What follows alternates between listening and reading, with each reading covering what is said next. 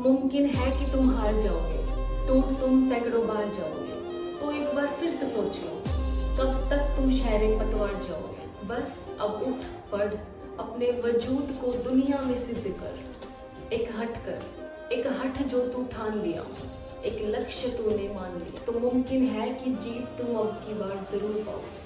तो क्या तुमने कभी सोचा है कि किन बच्चों का सिलेक्शन होता है? भाई मेरे टाइम पे तो मैं बहुत सोचती थी कि पता नहीं वो कौन से बच्चे होते होंगे जिनका सिलेक्शन होता है, क्योंकि मेरे आस पड़ोस में कभी किसी का सिलेक्शन नहीं हुआ। लेकिन धीरे धीरे पता लगा कि उन सब बच्चों का सिलेक्शन होता है जो सही तरीके से पढ़ते हैं, और दूसरा जो ज्यादा पढ़ते हैं। तो बस यही सब मैंने फॉलो किया पूरे जुनून के साथ, और फिर मेरा भी सिलेक्शन हो गया। तो आपका भी हो सकता है। तो आज की वीडियो में हम बात करेंगे फिजिक्स के बारे में। तो सबसे पहली चीज, जो बच्चे सोचते हैं ना कि फिजिक्स में मार्क्स लेने के लिए तो पता नहीं कितनी बुक सोल्व करनी होती होंगी, हजारों बुक से पढ़ूंगा तब जाके फिजिक्स में मार्क्स आएंगे, लेकिन मुझे तो फिजिक्स बिल्कुल नहीं आती। तो आपकी नॉलेज के लिए मैं एक चीज आपको बता दूं कि नीट 2023 में 26 क्वेश्चन तो एनसीईआरटी से डायरेक्ट आए थे, और 9 क्वेश्चन थे वो इनडायरेक्ट आए थे। आपका जो डाटा है वो चेंज था, बाकी कॉन्सेप्ट आपका सेम था। तो एनसीईआरटी में जितनी भी चीज होती है ना, बस वो पढ़ो, तब भी आपको एक मिनिमल सा स्कोर आ जाएगा, हालांकि आपका सिलेक्शन हो सकता है। जिसकी फिजिक्स वीक है ना, मतलब मेरे जैसे बच्चे, मेरी खुद फिजिक्स इतनी वीक थी कि 10 20 30 नंबर से ऊपर मुझे कभी आते ही नहीं थे। तो मेरा भी दिमाग में यही था कि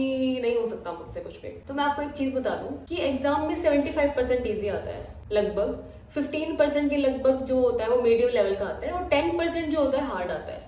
लेकिन हम बच्चे क्या करते हैं, वो 10% हार्ड सोच के हम फिजिक्स को हाथ ही नहीं लगाते। तो ये गलती सबसे पहले हम करते हैं। मेरा फर्स्ट ड्रॉप था, उसमें मैंने पूरा टाइम मतलब ऐसे ही निकाला था। मैं सिर्फ बायो पढ़ के जाती थी, बायो का एग्जाम देके आती थी, और खुश भी होती थी कि हाँ बायो में मेरे इतने मार्क्स आ रहे हैं कि मैं सिर्फ फिजिक्स पढ़ूंगी तो पता नहीं कितने मार्क्स आएंगे। लेकिन वो दिन कभी आया ही नहीं कि मैं केमिस्ट्री फिजिक्स को हाथ लगाती। तो वही आपके साथ होगा। मैं कल परसों ही कमेंट्स देख रही थी, तो उसमें भी एक लड़की ने मैसेज किया हुआ था कि मेरा सेकंड ड्रॉप था और मेरे 328 मार्क्स आए, और ये पूरे मार्क्स मेरे सिर्फ बायो में आए हैं। ये गलती मत करो यार, बायो तो सिर्फ 360 मार्क्स की आती है, उसमें तो आप 360 में से 360 ले लोगे तब भी सिलेक्शन तो नहीं होगा। केमिस्ट्री पढ़ने के बाद भी सिलेक्शन नहीं होगा, तो फिजिक्स तो आपको पढ़नी पड़ेगी। मेरे टाइम पे मैंने खूब जितना पीछा मैं छुड़वा सकती थी ना फिजिक्स से, मैंने उतनी कोशिश की थी, लेकिन ट्रस्ट में कुछ नहीं हो पाया। जब तक मैंने फिजिक्स नहीं पढ़ी ना, तब तक मेरा भी सिलेक्शन नहीं हुआ। तो आज हम बात करते हैं फिजिक्स के बारे में कि फिजिक्स कैसे पढ़नी है। सबसे पहले आपको फिजिक्स के लिए पता होना चाहिए कि आपको क्या क्या अप्रोच रखना है। सबसे पहली चीज, ये मैं उन बच्चों के लिए बात कर रही हूँ जिनकी फिजिक्स मतलब काफी वीक है, या जो जिनकी फिजिक्स अच्छी है। आप तो जितना कुछ पढ़ो वो सब आपके लिए कम है, क्योंकि आपको तो रैंक के लिए फाइट कर रहे हो आप। लेकिन जो मेरे जैसे बच्चे हैं जिनको सिर्फ एक सीट चाहिए, और उसके लिए आपको एक मार्क्स चाहिए कि हाँ फिजिक्स में मेरे 100 120 30 40 इतने मार्क्स आ जाए, तो मैं उन बच्चों के लिए बात कर रही हूँ।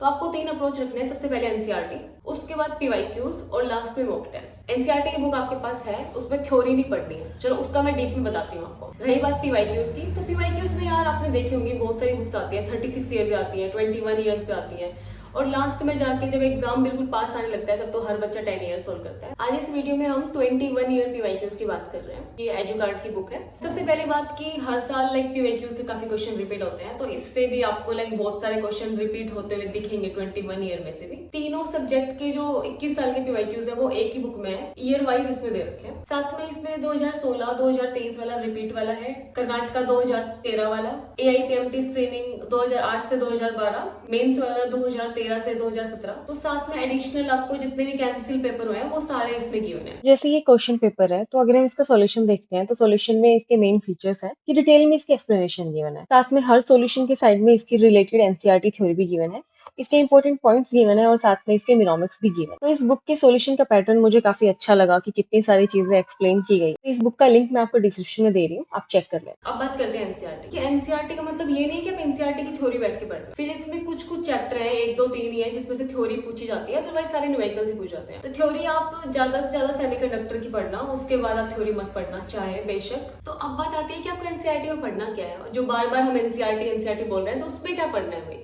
देखो एनसीईआरटी की बुक जो आप खोलोगे, मैंने आप लोगों के लिए बुक रखी थी लेकिन अभी मुझे वो मिल नहीं रही है, बट मैं आपको दिखाती है अपनी नेक्स्ट वीडियो में जरूर आपको दिखाऊंगी कि आपको कैसे एनसीईआरटी से पढ़ना है। देखो एनसीईआरटी जो आप ओपन करोगे ना, तो ब्लू बॉक्स में आपको सारे एग्जांपल्स गिवन है, सोल्ड वाले होते हैं। अब एक और चीज की जिन बच्चों से बिल्कुल भी क्वेश्चन सोल्व नहीं होते, मैं आपको 1000 बार एक चीज बता चुकी हूँ कि मेरी फिजिक्स कैसे इंप्रूव हुई। उसमें सबसे बड़ा पॉइंट यही था कि मेरे से क्या था कि बिल्कुल क्वेश्चन देखते हुए डर जाती थी कि ये क्वेश्चन तो मुझसे नहीं होगा। तो ये चीज आप प्रैक्टिस करनी पड़ेगी। पहले आप सोल्ड एग्जांपल से स्टार्ट करो। जब आप सोल्ड एग्जांपल करने लगोगे तो आपको ब्रेन को समझ आएगा कि भाई ये तो इजी है, मतलब मैं कर सकता हूँ ये। हम बायो इतना क्यों पढ़ते हैं, चलो बताओ आप। क्योंकि बायो में हमें कुछ समझना नहीं होता है इतना, सिर्फ देखो रटो पढ़ो इतना ही होता है बस। हमारे ब्रेन को वो चीज इजी लगती है फिजिक्स के मुकाबले, तो हम बायो ज्यादा पढ़ते हैं, हमें ज्यादा समझ में आती है। लेकिन ऐसा नहीं है, आप जो सब्जेक्ट जितना पढ़ोगे ना आपको वो इतना इजी लगेगा। मैं मेरा बताती हूँ कि मैं हमेशा से मुझे बायो में इंटरेस्ट रहा है, तो मैं बायो मतलब बहुत ज्यादा पढ़ती थी।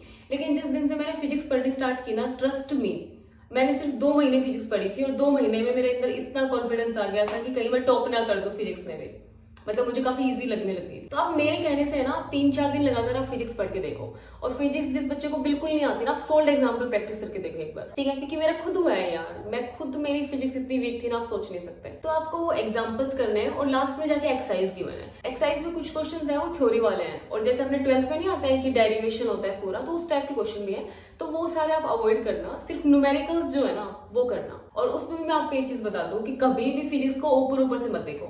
मैंने मेरे ड्रॉप में काफी गलतियां की है ये, कि मैं क्या करती थी कि मैं पूरी साल तो मैं बायो पढ़ रही हूँ, अब लास्ट में आके जब ऐसा लगता है ना कि हाँ भाई फिजिक्स ही पढ़नी है, तो फिजिक्स के हम क्या करते हैं कि सोल्ड न्यूमेरिकल्स ऊपर से देखना स्टार्ट करते हैं, और देख के हमें वो इतना इजी लगता है कि हाँ ये फॉर्मूला लग रहा है, ये ऐसे करके सोल्व हो जाएगा। कभी नहीं होगा वो सोल्व आपसे, कभी नहीं होगा जब तक आप खुद से उसको करके नहीं देखोगे। तो मेरे कहने पे जब भी फिजिक्स सोल्व करते हो ना, आपके हाथ में एक पेन और नोटबुक जरूर होनी चाहिए, ठीक है, उसके बिना कभी फिजिक्स करने मत बैठना है। और पता है अभी आपके पास पूरी साल पड़ी है, जब लास्ट में जब धीरे धीरे पूरा टाइम खत्म होने लगता है, नीट में जब 1 महीना आधा महीना इतना बचता है ना, तब हम हमेशा यही कहते हैं कि जल्दी जल्दी कंप्लीट करो, एक दिन में 5-5 चैप्टर पढ़ो, वो तब की बात है। लेकिन अभी आपके पास काफी महीने पड़े हैं, तो मैं आपको यही सजेस्ट करूंगी कि अपने बेसिक्स क्लियर करो सबसे पहले। जब तक आपके 11th के फिजिक्स के बेसिक क्लियर नहीं होंगे ना, तो आपको पूरी फिजिक्स में दिक्कत आएगी। तो सबसे पहले बेसिक क्लियर करो, कॉन्सेप्चुअल क्वेश्चन ज्यादा करो, कॉन्सेप्ट अभी से बनाते हुए चलोगे ना तभी फायदा होगा। और जो बच्चा घर से तैयारी कर रहा है, जिसके पास कोई कोचिंग का साधन नहीं है, तो मैं उनको बता दूं कि मैंने भी घर बैठ के पढ़ाई की थी। लेकिन मैं क्या करती थी कि मैंने कभी लेक्चर को फॉलो नहीं किया। लेकिन मैं क्या करती थी एक चीज, कि जैसे मैं रोटेशन पढ़ रही हूँ, अब मुझे पता है कि रोटेशन भाई हद लेवल हार्ड चैप्टर है, तो मैंने क्या किया, मैंने PYQs में उसमें देखना स्टार्ट किया कि किस टाइप के क्वेश्चन उसमें रिपीट हो रहे हैं। अब जब मैंने देख लिया कि हाँ पर्टिकुलर इस टाइप के क्वेश्चन उस पर रिपीट होते हैं हर साल, अब उसके कॉन्सेप्ट के लिए मैं यूट्यूब से पर्टिकुलर उस कॉन्सेप्ट की वीडियो देखती कि हाँ इस वाले अगर इस टाइप के क्वेश्चन आते हैं तो उसके जो शॉर्टकट वाले जितने भी फॉर्मूलाज हैं वो क्या क्या है। अब मैंने वो वाले नोट करने स्टार्ट कर दिए, सारे जितने भी लाइक क्वेश्चन रिपीट होते रहते हैं, सारे फॉर्मूले सारे कॉन्सेप्ट मैंने अपने एक छोटी सी नोटबुक बनाई हुई थी, छोटे भीम की, मैं बता चुकी हूँ काफी बार, मैंने उसमें लिखने स्टार्ट कर दिए और बस फिर मैं वही रिवाइज करती रहती थी। काफी चैप्टर्स ऐसे होते हैं जो हम देख के डर जाते हैं, जो हम छोड़ ही देते हैं मतलब, तो उन चैप्टर्स में एटलीस्ट आप ये जरूर देख लेना कि किस टाइप के क्वेश्चन रिपीट होते हैं, और एटलीस्ट उस टाइप के क्वेश्चन आप करके चले जाओगे ना, तो हर चैप्टर में 2-3 क्वेश्चन आते हैं, तो कम से कम 2 क्वेश्चन तो आपको एज इट इज वहां पे रखे हुए मिलेंगे। एक और चीज की फॉर्मूला नोटबुक जरूर बना लेना, लास्ट में आके बड़ी हड़बड़ी हो जाती है कि क्या क्या रिवाइज करें। हमें पता हर जगह से वीडियो में सुनने को मिलता है कि फॉर्मूला नोटबुक, फिर हम सोचते हैं कि 1 महीने में तो बोल रहे हैं कि रिवाइज करो, और हमें तो अभी वो बनानी भी है। अब एक और चीज मैं खुद की बता दूं कि मैं क्वेश्चन को देखते पता हमेशा डर जाती थी, ताकि भाई इतना कुछ गिवन है, क्या ही फॉर्मूला लगेगा इसमें। लेकिन मेरे कहने पे एक बार एक चीज फॉलो करना, बहुत बच्चों ने चीज फॉलो की है और सच में उन्हें फायदा हुआ है। आप क्या करना, कोई भी क्वेश्चन है उसको अप्रोच कैसे करना है।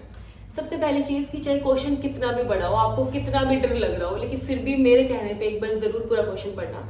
जितने भी वैल्यूज गिवन है उनको साइड में गिवन करके अपनी रफ में नोट कर लेना कि हाँ एक्सेलरेशन गिवन है, वेलोसिटी गिवन है, टाइम गिवन है, जैसे ये चीज गिवन है।